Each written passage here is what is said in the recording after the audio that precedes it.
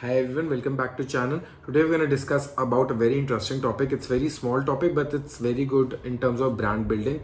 Now the topic of discussion is points of difference versus points of parity. Now let's begin with discussing what are the points of differences. Now points of differences or PODs are basically the attributes or offerings that a brand offers the customer vis-a-vis its competitors. So basically the attributes or the special USPs that the brand is offering to the customer versus its competitors and how the customer perceives it. That is very important. So these attributes, how the customer perceives them and associate them with the brand is very important. For example, when we talk about Apple, people talk about the design, the ease of use, and how the iOS is better functionality versus the Android. That is how the people who are very inclined towards Apple products, they perceive that brand. That is why they are loyal towards it. Let's take another example, Louis Vuitton. How luxury bags from Louis Vuitton are different from any other brands. That sense of luxury that comes with Louis Vuitton is what is the customers and the people associate with the brand as the unique selling point.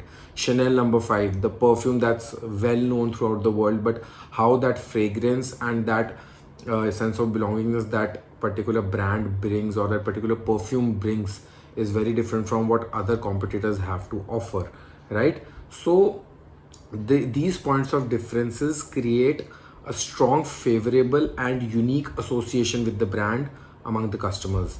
That's how brands win brand loyalty, they win customer loyalty and repeat purchases, right?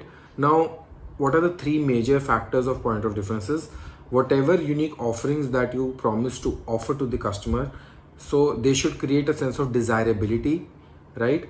They should be deliverable by the brand, and obviously they should bring a sense of differentiability when the customer absorbs that brand, right? So then you have to give what you promise. That's how they will associate and become inclined to you. Now let's talk about points of parity. Now points of parity is directly opposite of points of difference. So basically these are the attributes that are not unique to that particular brand or product and can be similar to your competitors. So points of parity is basically the utilitarian part of the product or the brand which creates a baseline among the competitors, and at least when there's a new product or a new brand entering a market which has a lot of competitors, so at least your offering is at par with your competitors. After that, the points of differences come where you can excel among your competitors and bring in sales, bring in more customers. So points of parity is basically the baseline that should be there for your customers to at least consider your product versus the competitors in the market and analyze and strategize that whether they want to try your product or not. That is when they will evaluate the points of differences and finally make the purchase decision. Now these points of parity can be in the terms of category, right? Which category you are dealing with, so you can be in the same category as your competitors. It can be correlational. Now when I talk about points of parity in correlational form, that means let's give you a very simple example. Negative association with the brand can also bring in positive association, and positive association with the brand can also give negative association. So let's say you say that we offer our mobile phone at the cheapest rates in the market at that particular configuration. Now cheap product can also be associated with bad quality. That is when your competitors good quality and values come in play, and okay, if it's offering the same product at the same price, it might not be that bad of a quality because its competitors are also giving it at a good quality, so they might be matching it. So that's when it helps, you can benefit from your competitors points, their points of differences, as they will perceive you to be at equal, at par with them at that price point. So that's how the negative part will go away and they will only look at the positive part. That's how the correlational parity works. Now competitive,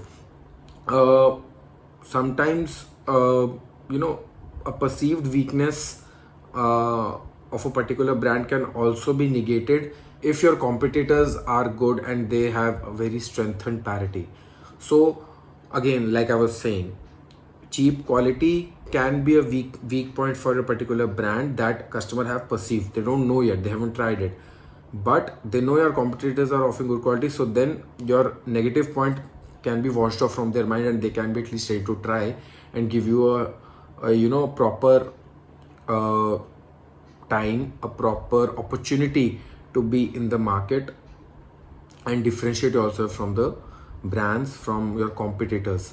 So I hope it was an easy topic, and you know the difference between points of difference, point of parity now. So yeah, good luck. Please like, subscribe, share and comment, and do leave your comments if you have any doubts. Take care.